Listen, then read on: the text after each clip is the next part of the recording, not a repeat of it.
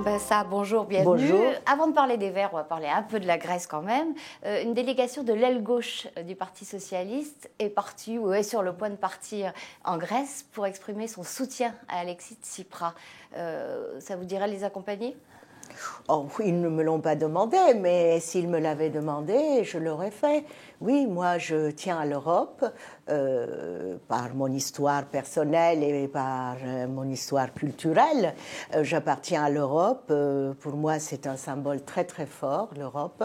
C'est la fin des guerres, c'est l'ouverture des frontières, c'est l'élargissement des pays.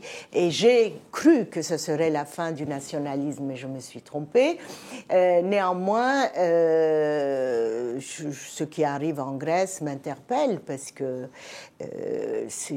l'Europe, ce n'est pas seulement une structure capitaliste qui va mettre au pied du mur un pays qui a aussi sa grande histoire. Et aussi ses responsabilités. Ses responsabilités, bien sûr, puisque les grands capitalistes grecs ne payent pas d'impôts, essayent de ne pas payer, je ne sais pas lesquels, et le peuple grec qui travaille au noir.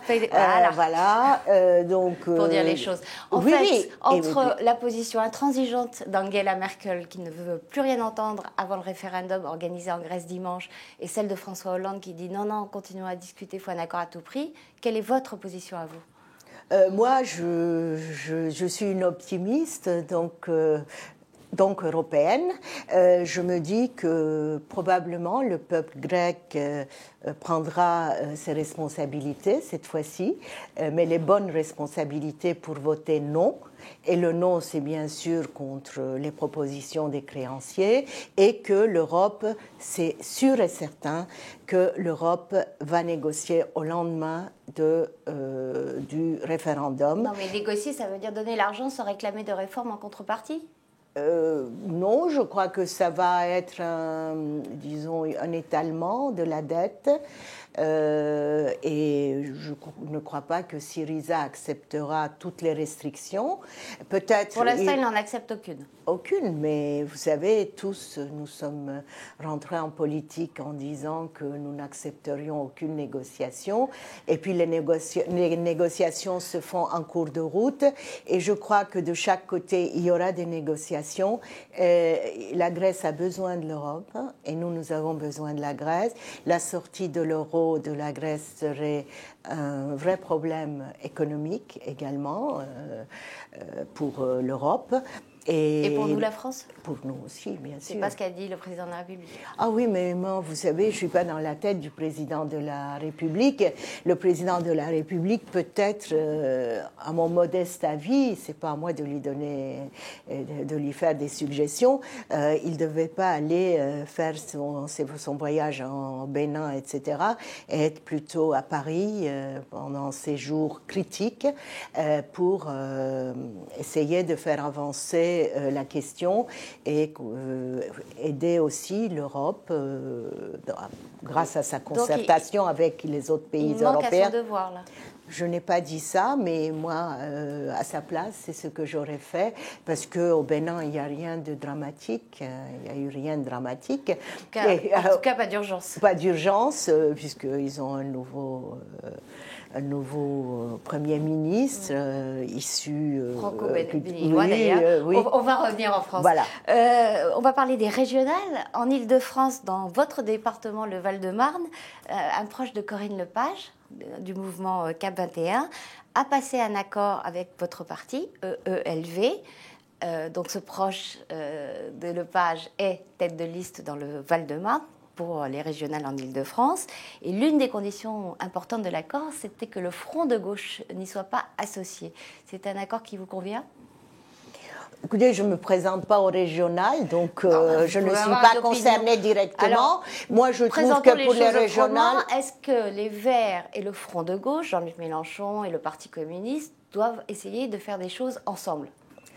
Écoutez, ensemble, il y a des façons de faire. Je crois que les positions du front de gauche ne sont pas toujours compatibles avec les points de vue de LV.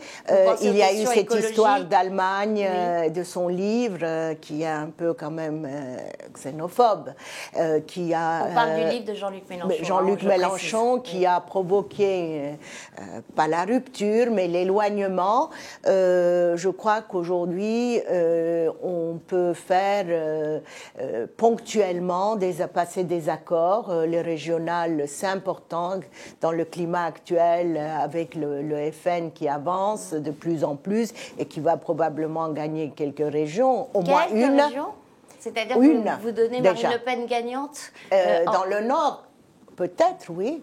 Oui, et quelques régions, quand je dis des militants, des candidats FN auront des places dans les conseils régionaux. On ne peut pas dire le contraire. On a même au Sénat maintenant. On en a 2.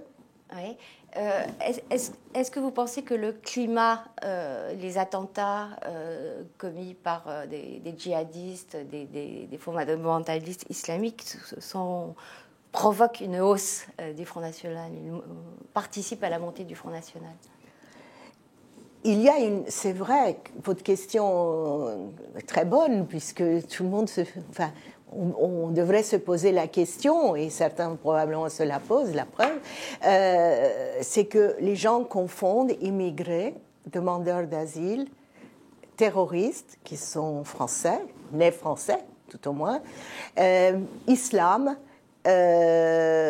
arabe, on confond tout et ça devient un rejet de l'autre, de celui qui n'est pas, j'aime pas ce mot, mais là j'ai pas d'autre mot, qui n'est pas de souche. Qui n'est pas originaire de France, ça serait... Mais là, attention, parce que vous tombez dans le discours, c'est parce qu'il y a un rejet de l'autre qu'il y a du terrorisme. Pas du tout. Vous ne dites pas ça? Non, pas du tout. Les Français, je dis qu'il y a des problèmes en amont. Les Français sont anti-musulmans? Les Français, je ne sais pas s'ils sont anti-musulmans. Aujourd'hui, ils sont anti-étrangers. D'abord. C'est ce que vous trouvez. Et il y a une xénophobie montante et qui est exprimée sans tabou. Aujourd'hui, vous allez sur les marchés. Moi, je vais avec les collègues qui se présentent aux élections départementales, j'y étais, municipales avant. Il y a ce discours avant, les gens avaient des tabous. Et moi, je préfère que les gens n'osent pas dire, ne le disent pas ouvertement. Oui. Il y a 2 rapports qui sont sortis, c'est une coïncidence, le même jour. Un qui a été rédigé par Malek Bouti, député socialiste, qui l'a remis à Manuel Valls, sur la radicalisation des jeunes.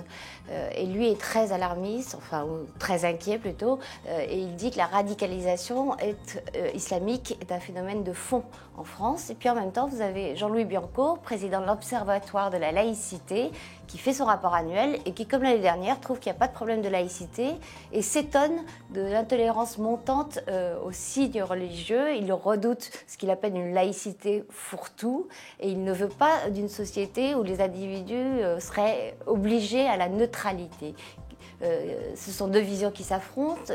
Dans laquelle vous retrouvez-vous? Quels enseignements tirez-vous de ces 2 visions, en tout cas? Moi, je ne ferai pas le parallèle. De prime abord, je suis vraiment une vieille militante dans les cités des droits de l'homme, etc. Je connais un peu le secteur.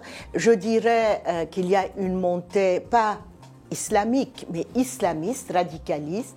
J'ai dit radicalisation islamique. Oui, bon, mais il y a je sais pas, il y a des jeunes gens qui sont manipulés. La preuve, il y a plus d'un millier partis en Syrie. Mais est-ce qu'on prend la mesure du problème? On connaît quand même tous ces cités où les filles ne peuvent plus se balader en jupe, où il y a une pression fondamentaliste énorme. Est-ce que l'État français prend la mesure du problème? D'abord, la mesure à prendre, elle aurait dû être prise bien avant, parce que nous avons laissé toutes les questions en amont, tous les problèmes qu'il y avait en amont, pour nous concentrer sur la répression. Hein, on va contrôler au faciès, on va réprimer, faire des lois contre le terrorisme qui ne servent pas à la preuve. Vous avez vu, elles n'ont pas servi. Elles sont inutiles d'après vous? Pas inutiles, mais les renseignements généraux ne sont pas à la hauteur pour le moment. C'est un sujet très complexe. Je suis oui, désolée de vous presser dedans. parce qu'on arrive vers la fin de l'émission. Là. Je dirais qu'il y a des problèmes à régler en amont. C'est vrai, le décrochage scolaire, l'accompagnement, etc. Mais rien n'explique ce qui arrive, d'accord?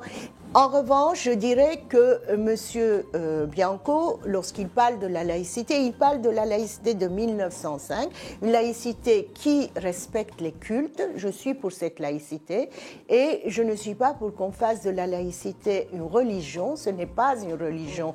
La laïcité, c'est une charte du vivre ensemble, d'accord? Et cette charte n'est pas toujours respectée. Donc ne pas toucher à 1905. Moi, je suis pour ne pas toucher à 1905. Et bien, c'est là-dessus qu'on va... Mais à l'appliquer. D'accord. Telle quelle. Ne la touchons pas, mais appliquons la loi de 1905. Voilà. Esther Benbassa, merci beaucoup. Bonne journée. Merci à vous.